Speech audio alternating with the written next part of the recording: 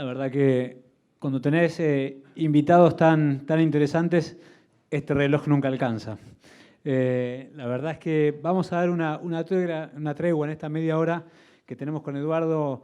La primera parte para hablar un poquito más de, como si fuera una masterclass de Eduardo para algunos temas de finanzas. Y después vamos a volver un poquito a la macro, más con miras a futuro, a ver cuál es la mirada de Eduardo.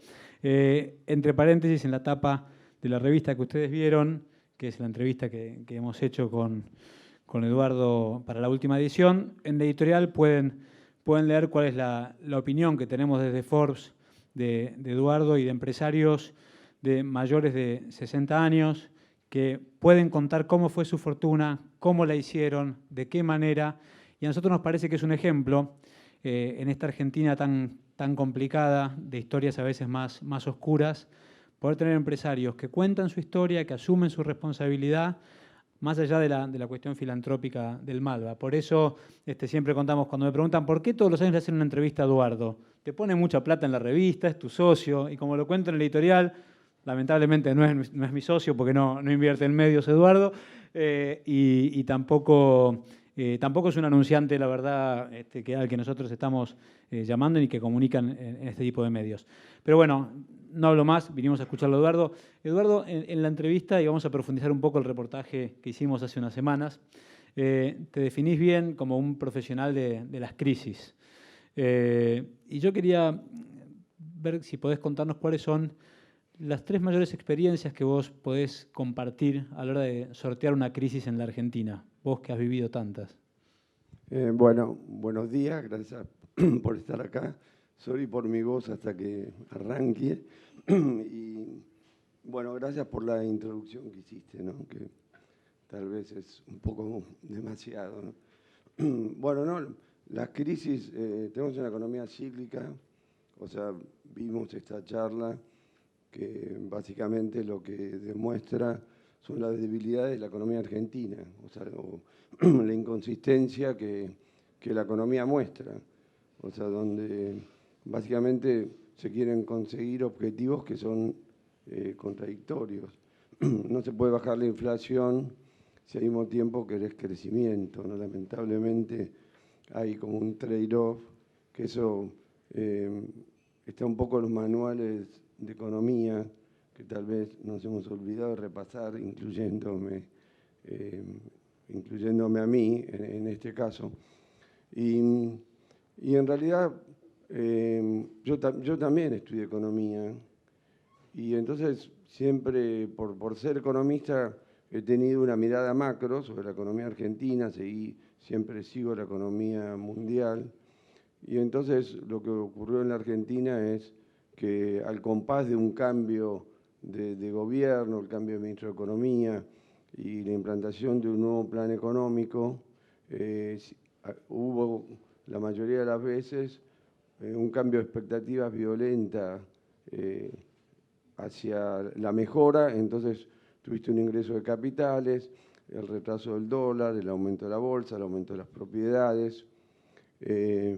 Y eso, lamentablemente, al plan macroeconómico no ser consistente, a medida que pasa el tiempo va leyendo esas inconsistencias, el mercado también lo hace y termina habiendo un efecto inverso como elástico, se va hacia el otro lado y produce una crisis financiera primeramente, la suba del dólar, el temor de no tanto la especulación, sino el temor y el cambio de portafolio de la familia, la búsqueda del dólar, y entonces todo baja en términos de dólares. Bueno, la última crisis en realidad fue eso, o sea, este gobierno trajo una mejora de expectativas inmediatas, y ese cambio de expectativas produjo el ingreso de dólares, el aumento del endeudamiento, ni siquiera, en realidad hubo un apoyo, si bien un gobierno minoritario en las cámaras, realmente el gobierno muy bien supo aprobar una serie de leyes, o sea, no hubo un inconveniente político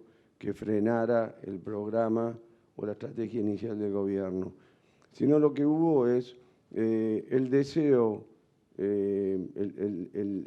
con muy buena voluntad de tener logros donde se maximizaba todo y había muy poco costo, no había costo político y social, Y ese deseo, lamentablemente, nuevamente es inconsistente, porque lo que nunca pudimos cumplir es ni el objetivo de inflación ni el objetivo del sector externo. Entonces, acumulamos ese doble desequilibrio, que ese nivel de confianza inicial se fue mermando, ¿no? Entonces, al final del 16, después que el dólar estaba totalmente atrasado, los costos estaban muy elevados, la Argentina estaba muy cara,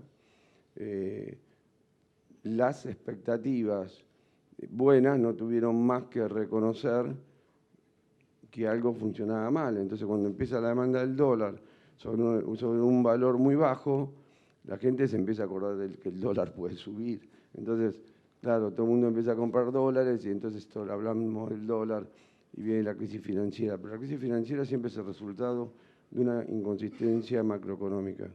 O sea, todos los gobiernos fracasaron por la política macroeconómica. O sea, Menem por la política macroeconómica. Cristina en su último término perdió más de 20 puntos porque la economía no hizo nada del 11 al 15, o más bien hizo cosas malas. Y este gobierno, que salió con toda esa buena voluntad, se equivocó en el timing, porque al no funcionarle el programa, entonces ahora empieza el costo político cuando tiene por delante las elecciones generales, ¿no? ¿Pensás que va a haber algún rebote en este año electoral en términos económicos o cómo se va a transitar este año y cómo imaginás el 2020?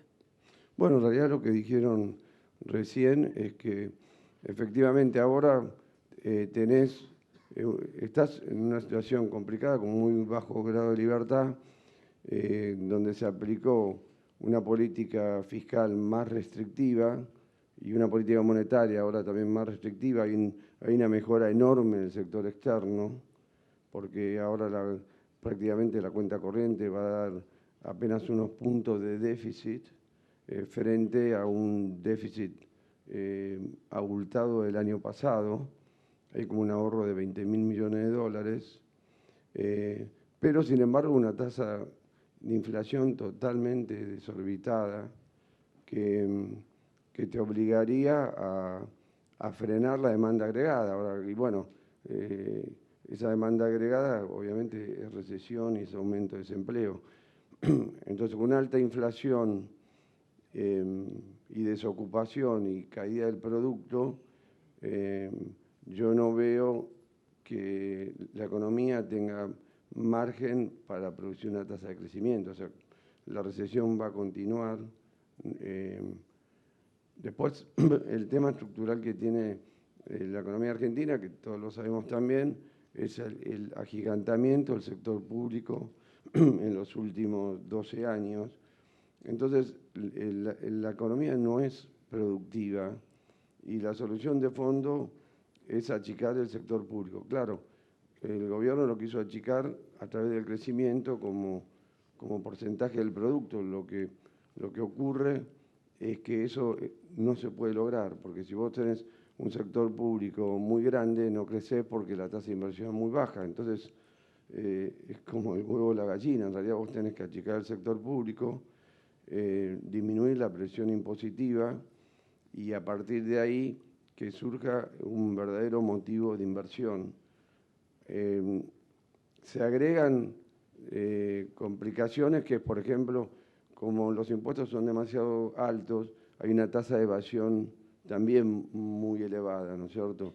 Entonces, si pudiéramos lograr una reducción de la evasión, pero también una reducción del sector público, vos empezarías a tener beneficios que se potenciarían. O sea, si la Argentina lograra solamente bajar la inflación, o sea, el beneficio que tendría la economía. Ahora, claro, para bajar la inflación, lamentablemente, tenés que operar. Es como un paciente que le estás dando antibióticos y le estás dando antifebriles, etcétera, etcétera, pero de última tenés que operar y nadie quiere operar, bueno, menos ahora, ¿no? A meses de las elecciones. ¿Y crees que en el 2020, sea cual sea el resultado electoral, bueno, suponemos, por lo que hablaba recién Javier, que la alternativa de Cristina estaría más lejana de cualquier tipo de operación o en la línea que vos decís, pero en el caso de que fuera reelecto Macri o que surgiera una alternativa, ¿vos crees que sí se animarían esta vez a avanzar en reformas estructurales necesarias? Yo creo que si tienen el diagnóstico correcto, lo deberían hacer, ¿no? No lo van a hacer de una manera, digamos, muy potente, o sea, que va a ser una operación sui generis, Más ¿no? gradualismo. Eh, Gradualismo forever sería. sí, en realidad él dijo, bueno, estos países, en general los países demoraron varios años en reducir la tasa de inflación. De alguna manera está hablando de cierto gradualismo, ¿no? Pero si se sigue de esta manera, como la inflación es tan alta, entonces tenés un proceso de indexación y de inflación de costos, una dinámica muy perversa para la economía.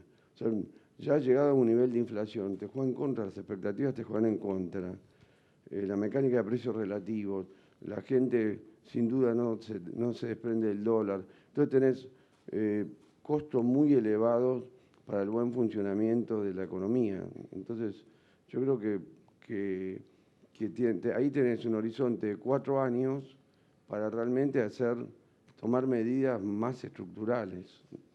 Quería darle un respiro a la macroeconomía para ir a algo que hemos hablado en otras notas y en esta también, en la última que publicamos, que es recordar cuáles son tus reglas de oro para superar una crisis en lo personal. Cuando te toca desde lo personal atravesar una crisis, ¿cómo lo vivís y cuáles son por ahí las 2 o 3 reglas que tomás? Bueno, yo nací en el mundo financiero, ¿no?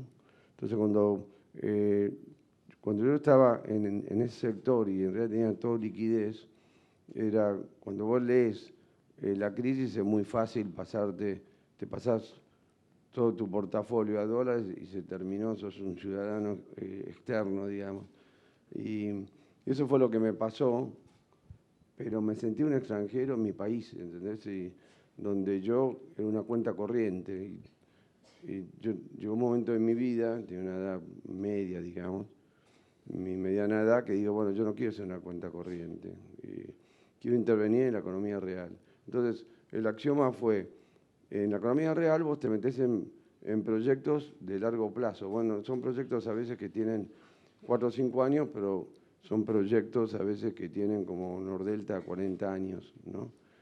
Y entonces como vos no controlás el timing de las crisis, tal vez vos lo puedas controlar en el corto plazo, pero vos no lo podés controlar en el largo plazo, ¿no? O sea, Nordelta nació con un dólar de 1, pasaron 10 presidentes, muchos gobernadores, pasó el cepo, pasó la pacificación, pasaron tantas cosas en este mundo argentino surrealista, que lo que se puede hacer es estar sometido al riesgo macro y nosotros trabajamos en 2 aspectos fundamentales. Uno es la solvencia financiera y patrimonial, es decir, no tomar deuda, o sea, nosotros no tomamos deuda y tenemos ahorros líquidos, o dentro de la compañía o en el accionista, digamos, ¿no? O sea, todos los activos de Consultatio son propios. Tenemos 0 deuda en pesos o en dólares. Y luego, nosotros nos fijamos mucho en la propuesta que le hacemos a las familias y o empresas. Es decir, es muy importante trabajar sobre los atributos del proyecto que vos estás desarrollando, ¿no? O sea, tener como una ventaja comparativa. Y entonces ahí trabajamos sobre la escala del proyecto, sobre la visibilidad, digamos, la localización, el diseño, la pieza arquitectónica, por supuesto que el proyecto financiera y económicamente sea viable, la funcionalidad del mismo y bueno, también incluimos que eso produzca una experiencia y trabajamos desde el landscaping, interior design y en el proyecto de arte, ¿no? Por ejemplo, ahora mismo tenemos un proyecto que es de casi 400 millones de dólares, puedo decir, wow, para esta Argentina, de oficinas, que nosotros consideramos que es un terreno único, es en la zona como la Nueva Catalinas, en la Avenida Madero, con una proporción única que nos calza muy bien para el concepto que se llama de wellness en el hábitat de trabajo. Hay nuevos paradigmas, o sea, lo interesante en todos los sectores, en el nuestro también en particular, es como hay un cambio de valores y de objetivos en la gente joven sobre todo, y que entonces nosotros tenemos que aprender, hay una curva de aprendizaje continua que hace que te tengas que concentrar e incluir esos valores en la propuesta. Y entonces, en el caso de este proyecto, como está dentro de la zona Catalina, que tiene una antigüedad de 30 a 40 años de promedio, nosotros vamos a ofrecer, creo, por distintos atributos, una propuesta diferenciadora. Entonces, dentro de una macro que por ahí no tira, ser la primera opción, ¿entendés?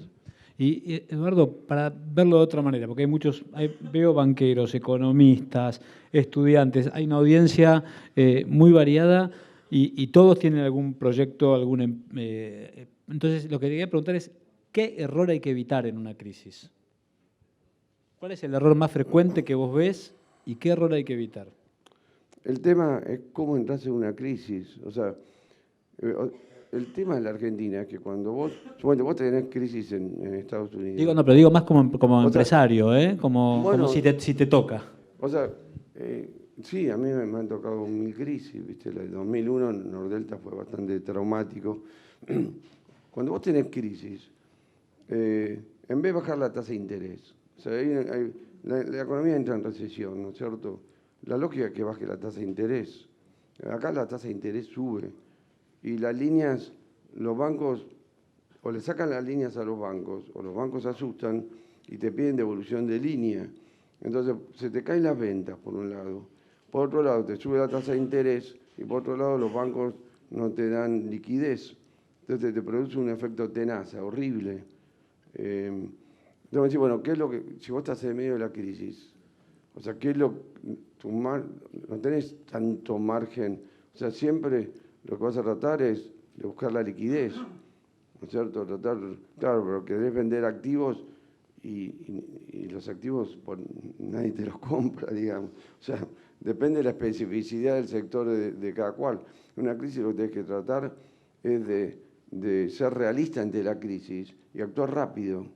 O sea, no creer que la crisis es leve, ¿no? Y que eventualmente se va a subsanar. Nosotros, por ejemplo, teníamos pensado una IPO, ¿no? A finales del 16, comienzo del 17. Tenemos un equipo muy grande de abogados, auditores en la Argentina, en New York, y aparte de toda la compañía muy entusiasmada con el IPO, muy motivada, que es lo lindo, ¿no? Y bueno, empieza la situación ya en diciembre, en enero, encima cae Wall Street y empezamos a ver la dinámica de la Argentina.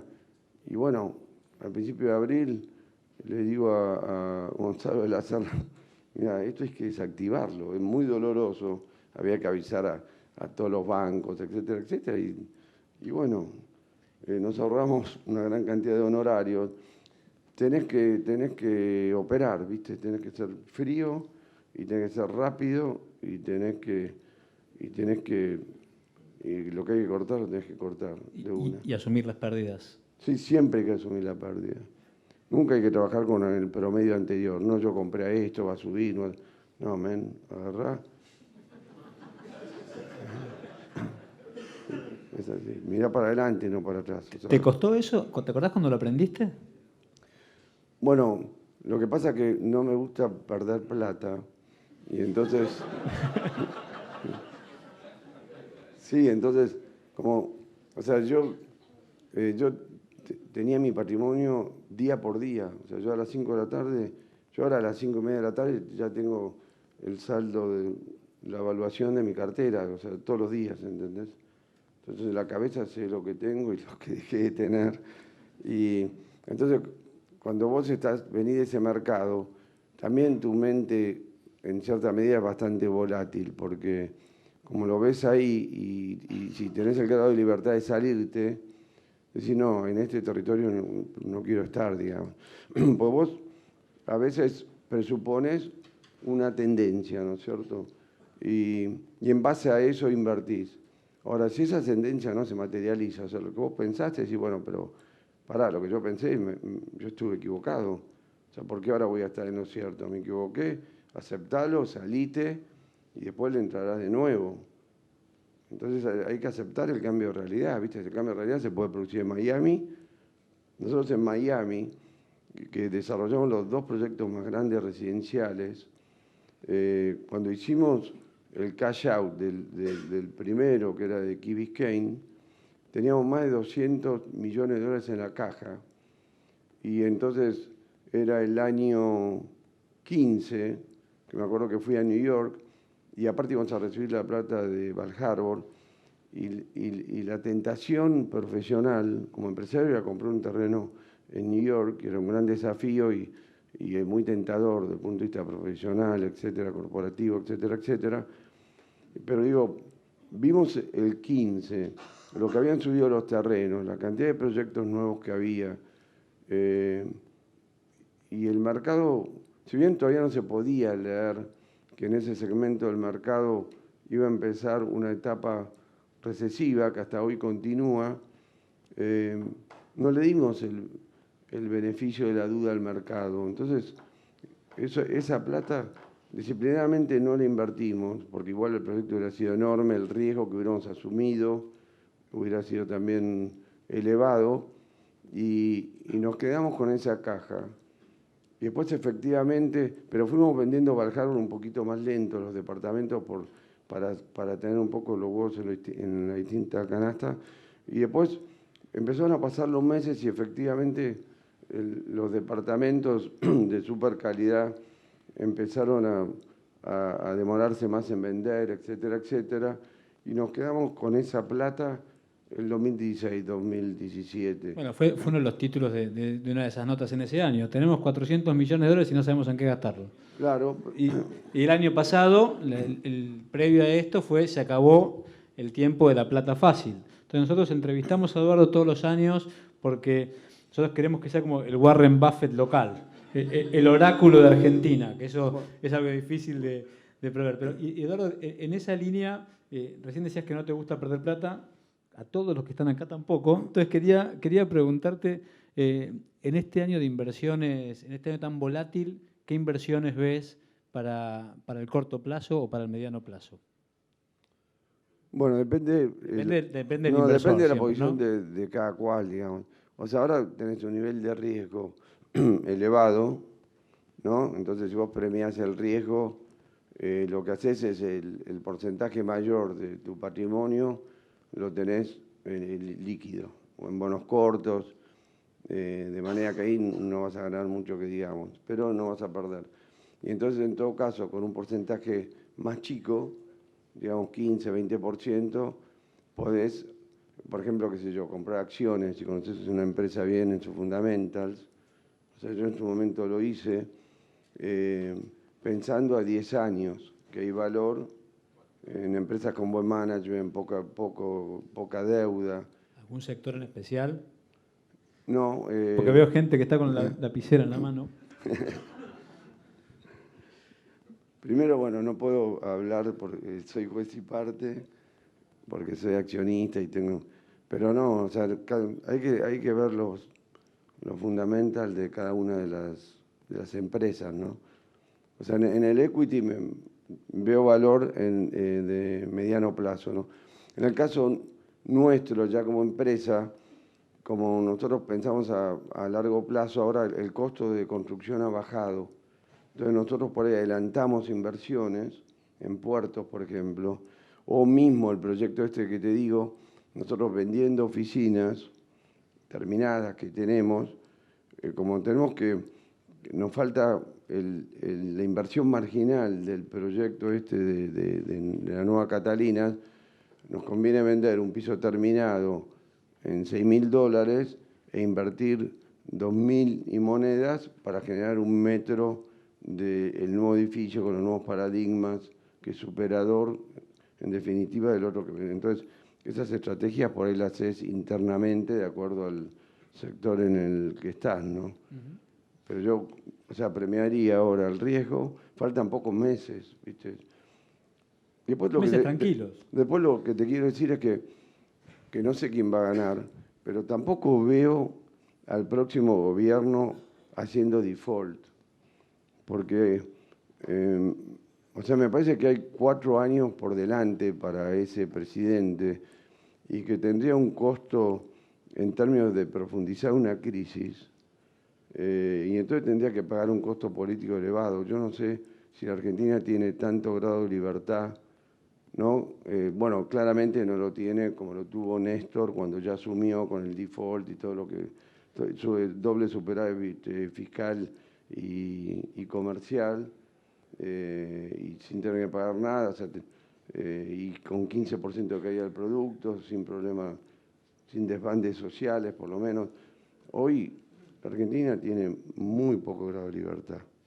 Ahí lo comentaba, nosotros en noviembre hicimos una etapa polémica en Forbes, lo entrevistamos a Axel Kicillof, que era para muchos de nuestros lectores como el anticristo, que estuviera en Forbes.